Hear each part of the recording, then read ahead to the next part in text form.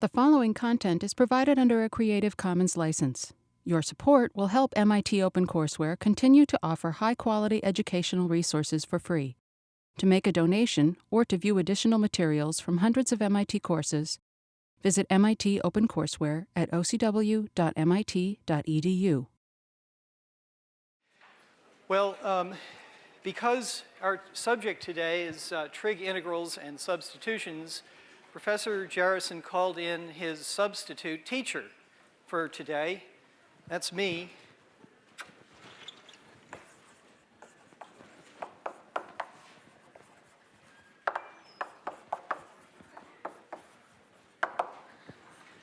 Professor Miller. And I'm going to try to tell you about trig substitutions and trig integrals, and I'll be here tomorrow to do more of the same as well. So this is about trigonometry, and maybe the first thing I'll do is remind you of some basic things about trigonometry.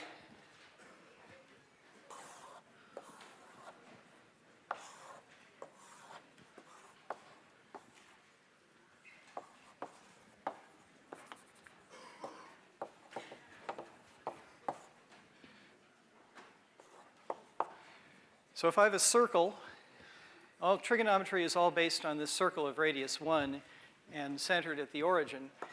And so if this is an angle of theta up from the x-axis, then the coordinates of this point are cosine theta and sine theta. And so that leads right away to some trig identities, which you know very well, but I'm going to put them up here because we'll use them over and over again today. Remember the convention, sine squared of theta secretly means sine of theta quantity squared. It would be more sensible to write a parenthesis around the sine of theta and then say you square that. But everybody in the world puts the 2 up there over the sine, and so I'll do that too. So that follows just because the circle has radius 1, but then there are some other identities too, which I think you remember. I'll write them down here.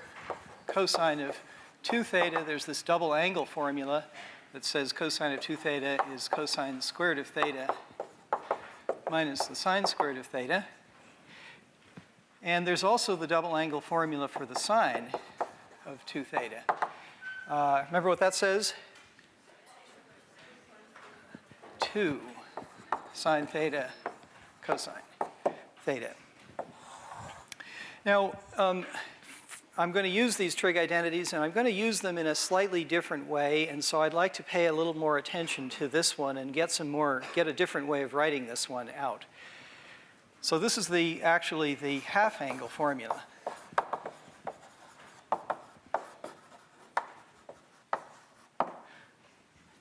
And that says I'm going to try to express the cosine of theta in terms of the cosine of 2 theta. So if I know the cosine of 2 theta, I want to try to express the cosine of theta in terms of it. Yeah, well, I'll start with the cosine of 2 theta and play with that. Okay, well, we know what this is. It's cosine squared theta minus the sine squared of theta. But we also know what the sine squared of theta is in terms of the cosine. So I can eliminate the sine squared from this picture. So this is equal to the cosine squared of theta minus the quantity 1 minus cosine squared of theta. I put in what sine squared is in terms of cosine squared. And so that's twice the cosine squared of theta minus 1. There's this cosine squared, which gets a plus sign because of these 2 minus signs. And there's the one that was there before, so altogether there are 2 of them. I want to isolate what cosine is, or rather what cosine squared is. So let's solve for that. So I'll put the 1 on the other side, and I get 1 plus cosine of 2 theta. And then I want to divide by this 2, and so that puts a 2 in this denominator here. So some people call that the half angle formula. It's a way of, what it really is for us is it's a way of eliminating powers from sines and cosines. I've gotten rid of this square at the expense of putting in a 2 theta here. We'll use that. And similarly, same calculation shows that the sine squared of theta is 1 minus cosine of 2 theta divided by 2. Same cosine in that formula also, but it has a minus sign for the sine squared. Okay, so that's my little review of trig identities that we'll make use of as this lecture goes on. I want to talk about trig integrals, and you know some trig integrals, I'm sure, already. Well, let me write the differential form first. You know that d sine theta, or maybe I'll say d sine x, is, let's see, that's the derivative of sine x times dx, right? The derivative of sine x is cosine of x dx. And so if I integrate both sides here, the integral form of this is the integral of the cosine of x dx is the sine of x plus a constant. And the same way, d cosine of x is minus the sine of x dx, right? The derivative of the cosine is minus the sine. And when I integrate that, I find the integral of the sine of x dx is minus the cosine of x plus c. So that's our starting point. And the game today, for the first half of the lecture, is to use those basic integration formulas together with clever use of trig identities in order to compute more complicated formulas involving trig functions. So the first topic is to think about integrals of the form sine to the nth power of x, cosine to the nth power of x dx, where here I have in mind m and n are non-negative integers.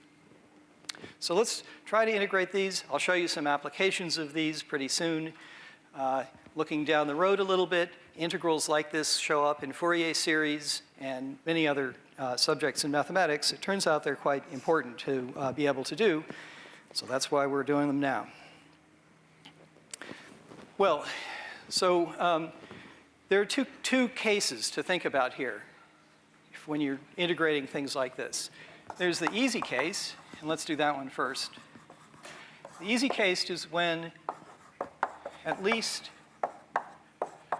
one exponent is odd.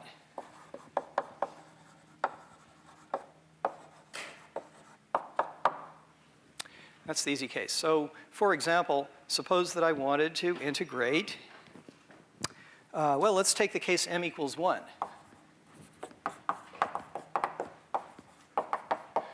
So I'm integrating sine to the nth power of x times the cosine of x dx. I'm taking, I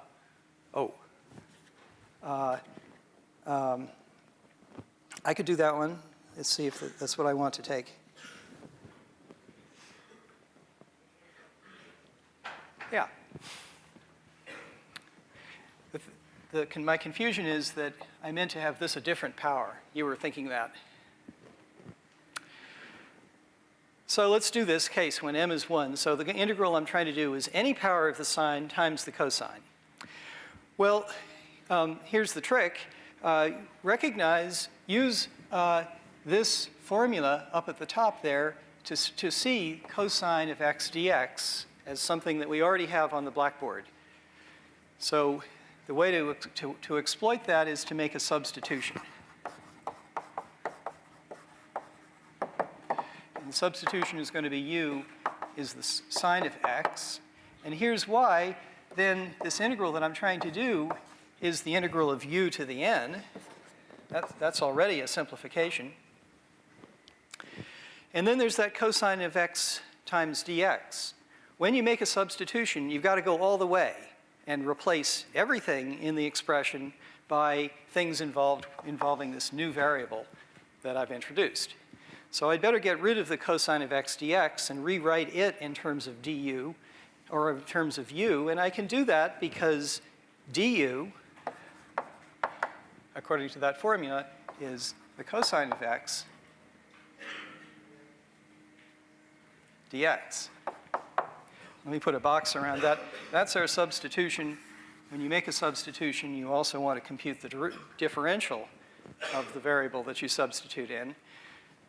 So the cosine of x dx that appears here is just exactly du, and I've replaced this trig integral with something that doesn't involve trig functions at all. This is a lot easier. We can just plug into what we know here.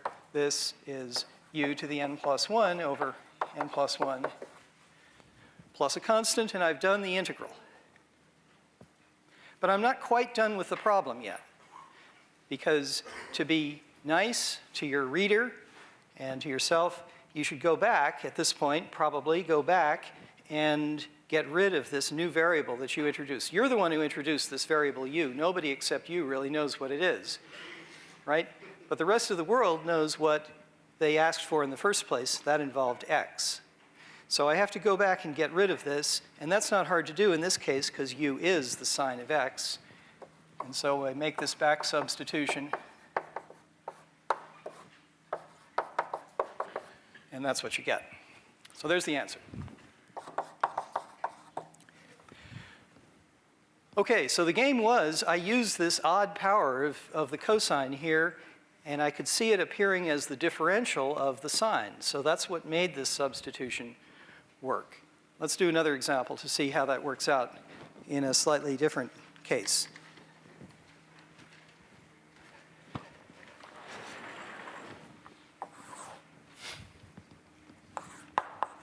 So here's another example.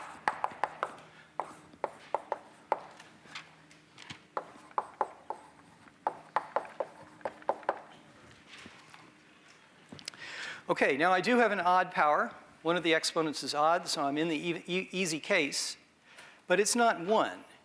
Okay, the game now is to use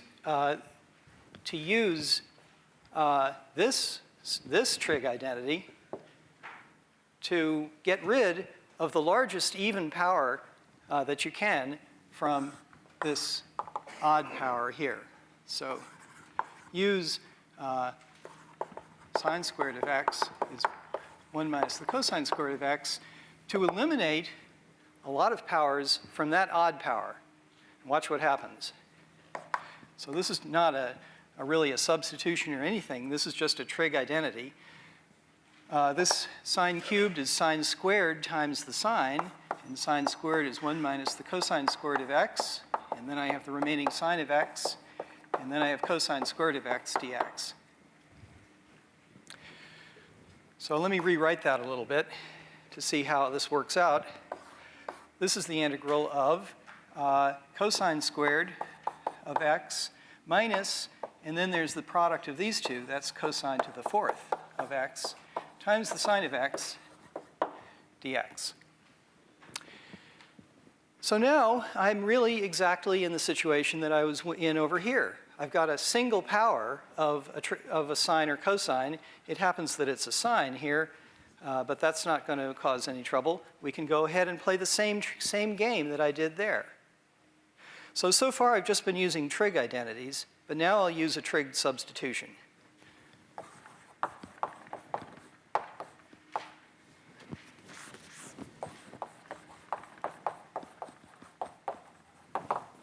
And I think I want to write these as powers of a variable, and then this is going to be the differential of that variable. So I'll take u to be cosine of x, and that means that du is minus the sine of x dx.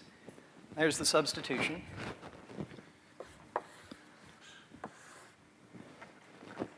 And so when I make that substitution, what do we get? Cosine squared becomes u squared. Cosine to the 4th becomes u to the 4th. And sine of x dx becomes not quite du. Watch for the signum. Watch for this minus sign here. It becomes minus du. But that's OK. The minus sign comes outside, and I can integrate both of these powers. So I get minus u cubed over 3. And then this 4th power gives me a 5th power when I integrate. And don't forget the constant. Am I done? Not quite done. I have to back substitute and get rid of my choice of variable u and replace it with yours. Questions?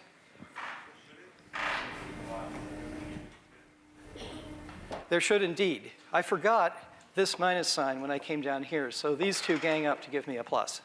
Is that what the other question was about too? Thanks. So let's back substitute, and I'm going to put that over here. And the result is, well, I just replaced the u by cosine of x. So this is minus cosine cubed of x over 3 plus, thank you, cosine to the 5th of x over 5 plus a constant. And there's the answer. By the way, you can remember one of the nice things about doing an integral is it's fairly easy to check your answer. You can always differentiate the thing you get and see whether you get the right thing when you go back. It's not too hard to use the power rules and the differentiation rule for the cosine to get back to this if you want to check the work. Let's do one more example just to handle a case, an example of this easy case, which you might not have thought of it at first. Suppose I just want to integrate a cube, sine cubed of x. No cosine in sight. But I do have an odd power of a trig function, of a sine or cosine, so I'm in the easy case. And the procedure that I was suggesting says I want to take out the largest even power that I can from the sine cubed. So I'll take that out, that's a sine squared, and write it as 1 minus cosine squared. Well, now I'm very happy because it's just like the situation we had somewhere on the board here. It's just like the situation we had up here. I've got a power of a cosine times sine of x dx. So exactly the same substitution steps in.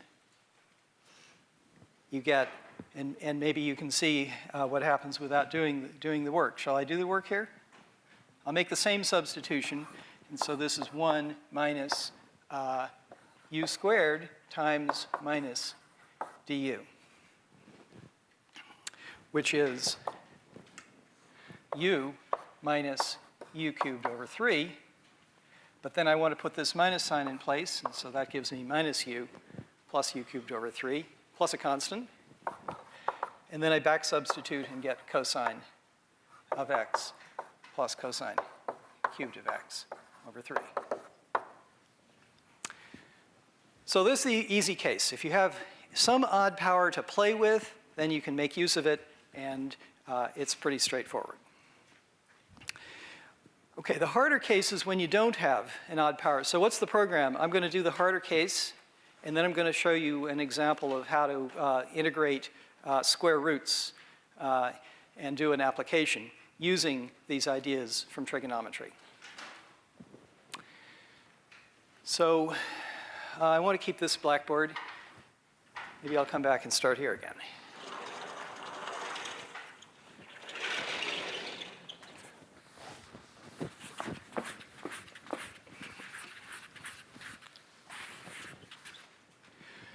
So the harder case is when there are only even exponents. I'm still trying to integrate the same form, but now all the exponents are even, so we have to do some game. And here the game is use the half-angle formula, which I've just erased very sadly on the board here. Maybe I'll rewrite them over here so we have them on the board. I think I remember what they were.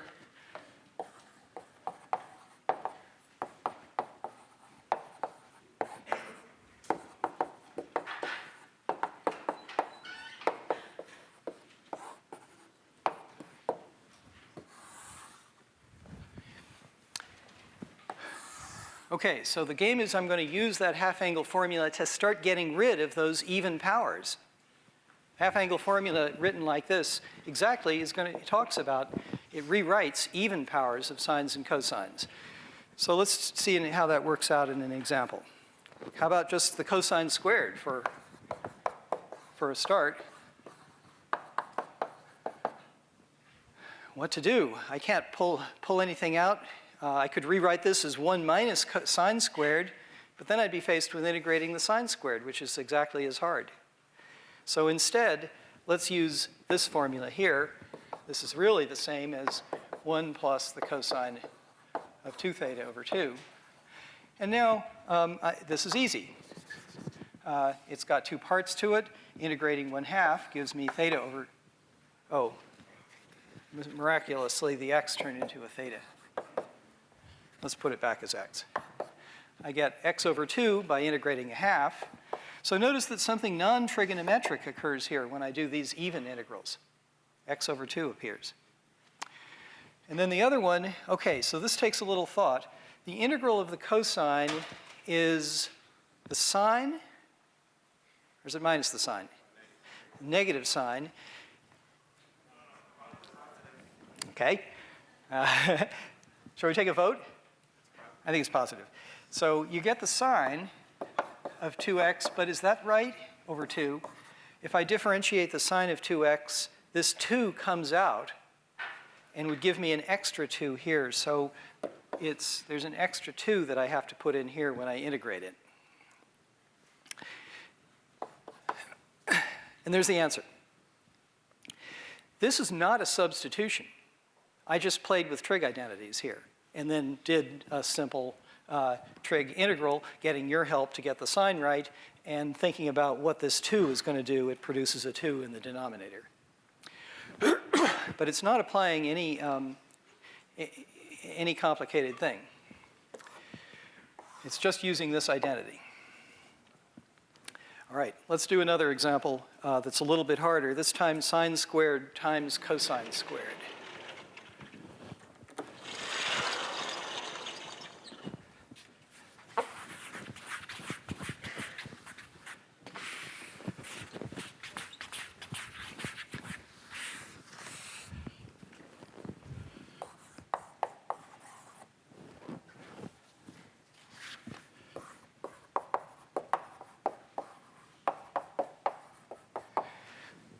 Again, no odd powers. I've got to work a little bit harder. And what I'm going to do is apply those identities up there. Now, what I recommend doing in this situation is going over to the side somewhere and do some side work. Because it's all just playing with trig functions. It's not actually doing any integrals for a while. So I guess one way to get rid of the sine squared and the cosine squared is to use those identities, and so let's do that. So the sine is 1 minus the cosine of 2x over 2, and the cosine is 1 plus the cosine of 2x over 2. So I just substitute them in, and now I can multiply that out, and it's not, what I have is a difference times a product. Sorry, difference times a sum. So you know a formula for that. Taking the product of these two things, well, there'll be a 4 in the denominator. And then in the numerator, I get the square of this minus the square of this, right? A minus b times a plus b is a squared minus b squared. So I get that. Well, I'm a little bit happier because at least I don't have 2 different squares. I still have a square. I want to integrate this. I'm still not in the easy case. I got myself back to an easier hard case. Okay? But we do know what to do about this because I just did it up there. And I could play into this formula that we got, but I think it's just as easy to start to continue to calculate here, use the half angle formula again for this, and continue on your way. So I get a quarter from this bit, and then minus a quarter of the cosine squared of 2x. Okay, now when I plug in 2x in for theta there in the top ord, I'm going to get a 4x on the right-hand side. So it comes out like that. And I guess I could simplify that a little bit more. This is a quarter. Oh, but then there's a 2. Here, it's half that. So then I can simplify a little more. It's a quarter minus an eighth, which is an eighth. And then I have an eighth of cosine of 4x. Okay, that's my side work. I just did some trig identities over here and rewrote sine squared times cosine squared as something which involves just no powers of trig, just cosine by itself, and a constant. So I can take that and substitute it in here, and now the integration is pretty easy. 1/8 cosine of 4x over 8 dx, which is, okay, the 1/8 is going to give me x over 8. The integral of cosine is plus or minus the sine. The derivative of the sine is plus the cosine. So it's going to be plus the, only there's a minus here. So it's going to be the sine minus the sine of 4x divided by this 8, but then I have an additional factor in the denominator, and what's it going to be? I have to put a 4 there.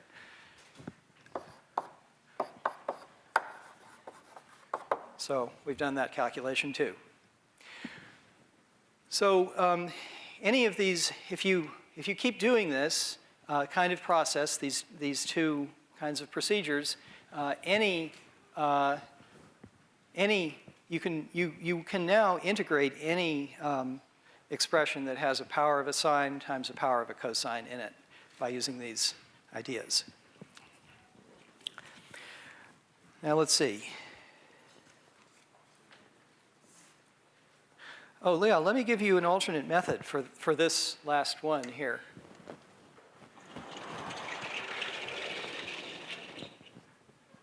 Well,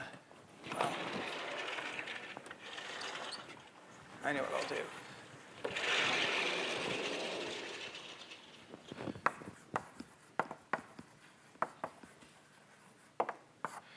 Let me give an alternate method for doing, really doing the side work over there. I'm trying to deal with sine squared times cosine squared. Well, that's the square. That's the square of the sine of x times the cosine of x. And the sine of x times the cosine of x shows up right here in another trig identity. So we can make use of that too.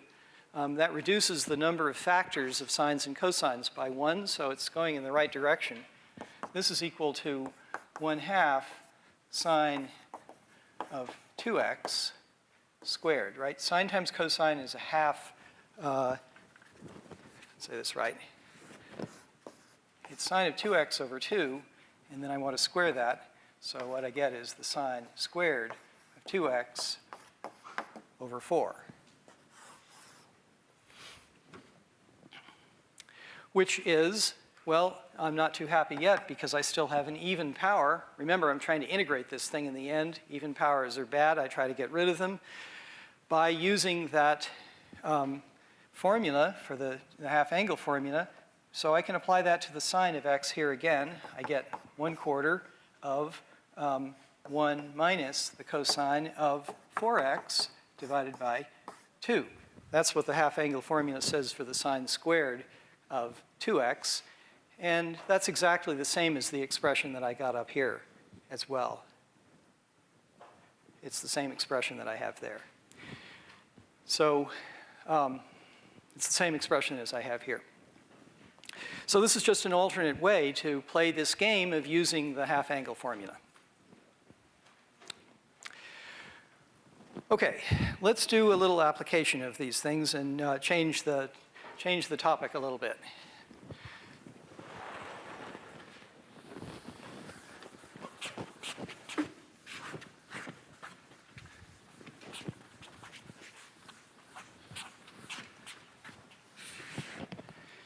So here's the problem.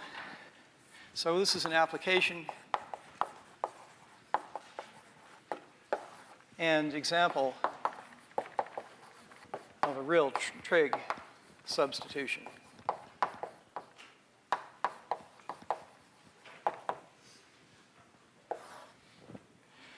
So here's the problem I want to look at.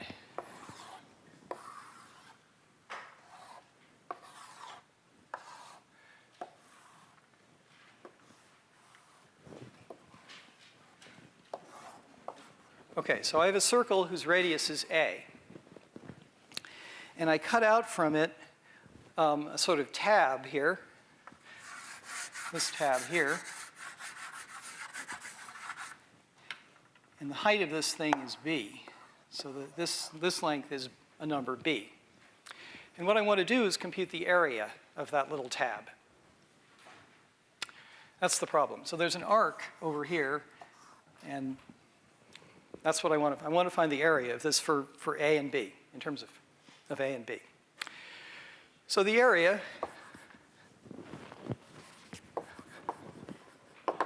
well, I guess one way to compute the area would be to take the integral of y dx. I think you've seen the idea of splitting this up into vertical strips whose height is given by a function y of x, and then you integrate that. That's an interpretation for the integral. The area is given by y dx.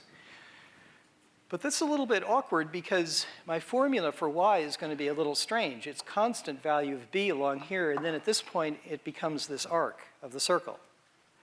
So working this out, I could do it, but it's a little awkward because expressing y as a function of x, the top edge of this shape, it's a little awkward and it takes two different regions to express. So a different way to say it is to say x dy. Maybe that'll work a little bit better, or maybe it won't, but it's worth trying. I could just as well split this region up into horizontal strips whose width is dy and whose length is x. Now I'm thinking of this as a function of y. This is the graph of a function of y. And that's much better because the function of y is, well, it's the square root of a squared minus y squared, isn't it? That's a squared plus x squared plus y squared equals a squared. So that's what x is. And that's what I'm asked to integrate then, the square root of a squared minus y squared dy. And I can even put in limits of integration. Maybe I should do that because this is supposed to be an actual number. I guess I'm integrating it from y equals 0, that's here, to y equals b, dy. So this is what I want to find. This is a formula, an integral formula for the area of that region. And this is a new form. I don't think that you've thought about integrating expressions like this in this class before. So it's a new form, and I want to show you how to do it, how it's related to trigonometry.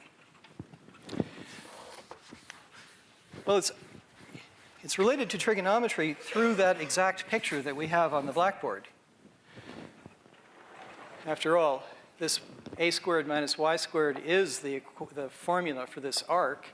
And so what I propose is that we try to exploit the connection with the circle and introduce polar coordinates. So here, if I take and measure this angle, then there are various things you can say, like the coordinates of this point here are a cosine theta a. Well, I'm sorry, it's not. That's an angle, but I want to call it theta 0. And in general, you know that the coordinates of this point are a cosine theta a sine theta if the radius is a, and the angle here is theta. So x is a cosine theta, and y is a sine theta, just from looking at the geometry of the circle. So let's make that substitution. Y equals a sine theta. I'm using the picture to suggest that maybe making this substitution is a good thing to do. Let's follow along and see what happens. If that's true, what we're interested in is integrating a squared minus y squared, which is a squared. We're interested in integrating the square root of a squared minus y squared, which is the square root of a squared minus this a squared sine squared theta. And, well, that's equal to a times the cosine of theta, right? That's just sine squared plus cosine squared equals 1 all over again. It's also x. This is x. And this was x. So there are a lot of different ways to think of this. But no matter how you say it, the thing we're trying to integrate, a squared minus y squared, is, under this substitution, it is a cosine of theta. So I'm interested in integrating the square root of a squared minus y squared dy. And I'm going to make this substitution. Y is a times the sine of theta. And so under that substitution, I've decided that the square root of a squared minus y squared is a cosine theta. That's this. What about the dy? Well, I'd better compute the dy. So dy, just differentiating this expression, is a cosine theta d theta. So let's put that in. dy is a cosine theta d theta.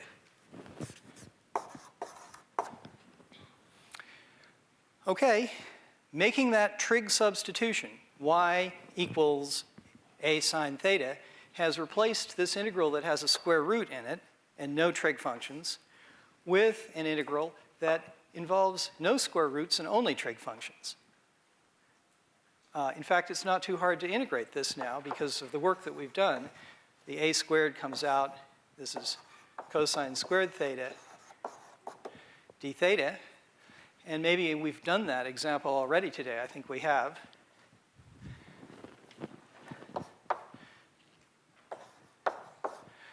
Maybe we can think it through, but maybe the easiest thing is to look back at notes and see what we got before. That was the first example in the hard case that I did. And what it came out to, I used x instead of theta at the time.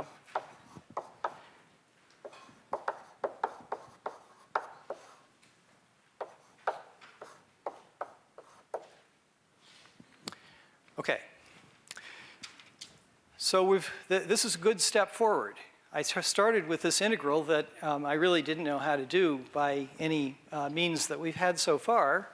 And I've replaced it by a trig integral that we do know how to do. And now I've done that trig integral.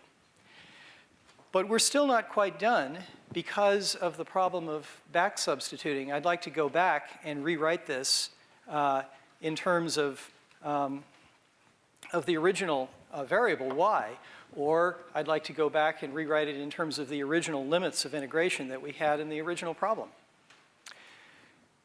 In doing that, it's going to be useful to rewrite this expression and get rid of the sine of 2 theta. After all, the original y was expressed in terms of the sine of theta, not the sine of 2 theta. So let me just do that here. And say that this, in turn, is equal to a squared theta over 2 plus, well, the sine of 2 theta is twice the sine of theta times the cosine of theta. And so when there's a 4 in the denominator, what I'll get is sine of theta, cosine of theta over 2.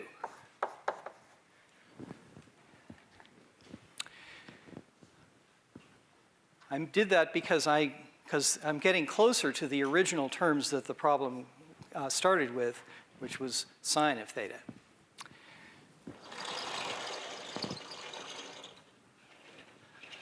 Okay.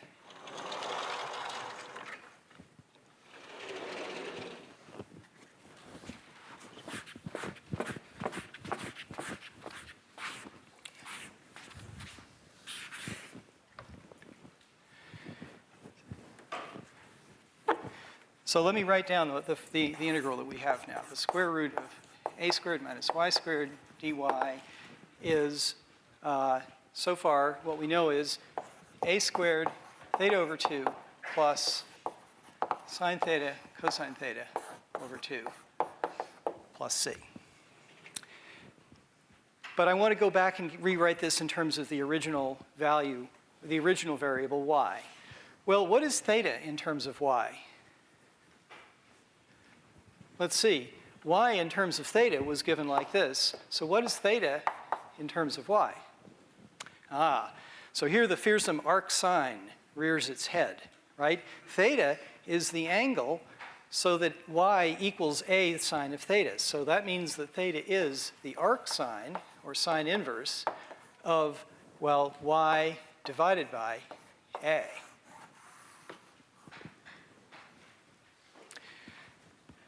So that's the first thing that shows up here, arc sine of y over a all over 2. That's this term. Theta is the arc sine of y over a divided by 2. What about the other side here? Well, sine and cosine, we knew what they were in terms of y and in terms of x, if you like. Sine is actually, maybe I'll put the a squared inside here. That makes it a little bit nicer. Plus, and then the other term is a squared sine of theta cosine of theta. So the a times sine of theta is just y. Maybe I'll write this a sine of theta a cosine of theta over 2 plus c. And so I get the same thing. And now here, a sine of theta, that's y. And what's the a times the cosine of theta? It's x, or if you like, it's the square root of a squared minus y squared.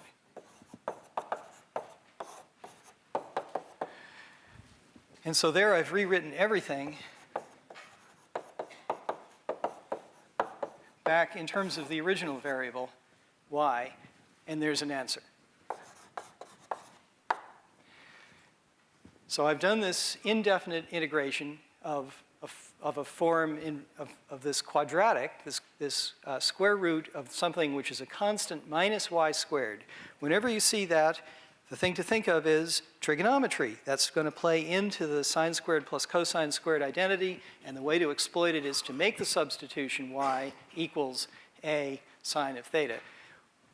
You could also make a substitution y equals a cosine of theta if you wanted to, and the result would come out to be exactly the same in the end. I'm still not quite done with the original problem that I had, because the original problem asked for a definite integral. So let's just go back and finish that as well.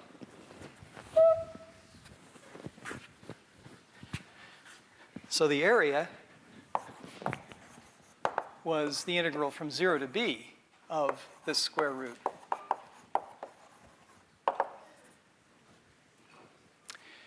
So I just want to evaluate the right-hand side here, the answer that we came up with, this indefinite integral. I want to evaluate it at 0 and at b. Well, let's see. When I evaluate it at b, I get a squared times the arc sine of b over a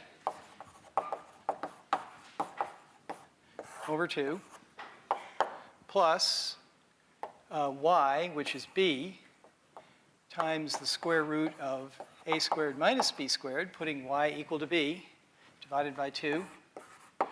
So I've plugged in y equals b into that formula. This is what I get.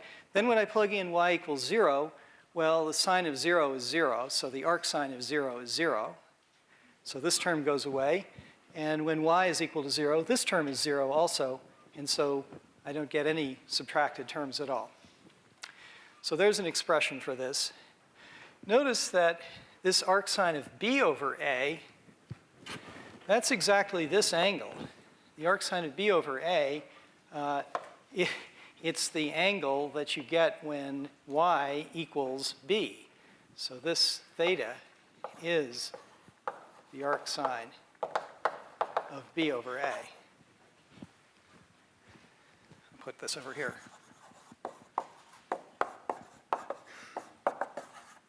That is theta 0. That is the angle that the corner makes. So I could rewrite this as a squared theta 0 divided by 2 plus b times the square root of a squared minus b squared over 2. Let's just think about this for a minute. I have these two terms in the sum. Is that reasonable? The first term is a squared, that's the radius squared, times this angle times a half. Well, I think that is exactly the area of this sector. A squared theta over 2 is the formula for the area of the sector. And this one, this is the vertical elevation, this is the horizontal. A squared minus b squared is this distance, square root of a squared minus b squared. So the right-hand term is b times the square root of a squared minus b squared divided by 2. That's the area of that triangle.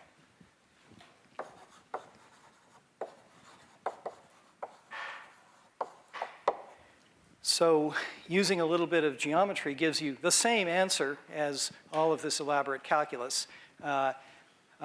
Maybe that's enough cause for celebration for us to quit for today.